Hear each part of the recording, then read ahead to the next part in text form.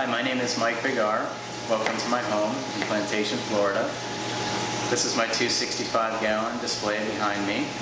And over to your right, there's a 60-gallon frag tank. And over to your left, there's an 80. I mainly collect SPS.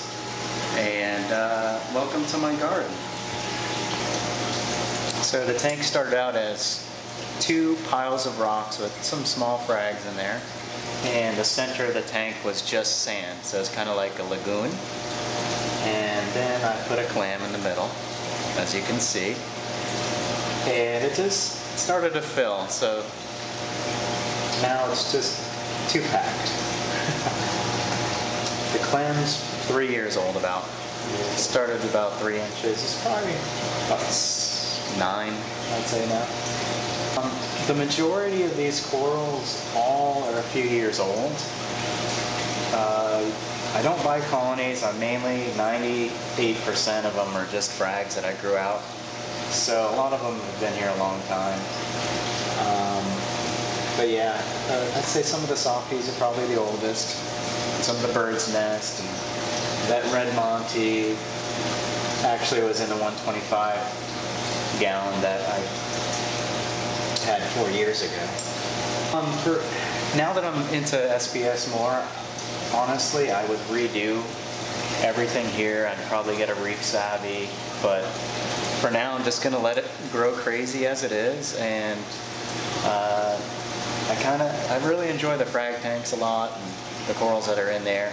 This is kind of like the bread and butter stuff in here. But you know, I just let this one kind of grow crazy. I don't touch the corals in here that much. I got a 2-year-old that loves to feed the fish, and he knows the names of some of them, and of course all the colors and everything. Dory and Nemo. We enjoy it. Like I tell most people, try to keep it like the ocean, you know. Salinity. The alk's a little high due to the salt. It's about 9 to 10, but I try to keep the nutrients as low as possible. Phosphate like 0.02, the nitrates are 0.1, and calcium's about 440. Just as natural as you know the ocean is. We keep it simple. And just keep up with the magnesium's about 1300. Alright, so yeah, I've got about 30 fish in the tank, so to keep the nutrients as low as possible, I do a lot of water changes, probably about 8 to 10 gallons a day. It's about 400 gallons total. So, you know, that's very important with all the corals. I know the softies, they like a little higher nutrient, but I'm more into the SPS, and the softies do fine with the low nutrient system. I've got an automatic water change set up. It's a 265-gallon tank in the garage that automatically will pull, well, yeah, this will pull water in and out at the same time with a dual stentor pump. So I can show you that in a minute. That was a blessing actually, because I don't have to lift buckets and pumps and all that crap around anymore. So that actually helped a big time with the tank, keeping everything stable as possible. So I used to do a 50-gallon water change like once a week or every other week, and now it just does, you know, 10 a day. So.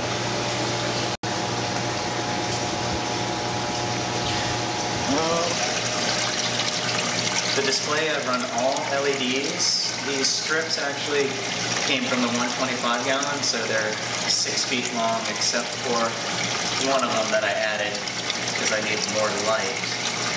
So yeah, these LEDs are pretty efficient, and they've lasted years now. So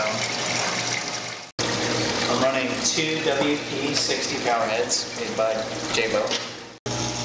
This is a SRO 3000 made by Reef2Reef. It's good for about 300 gallons. A little undersized, but it does the job. Run a little bit of bio pellets.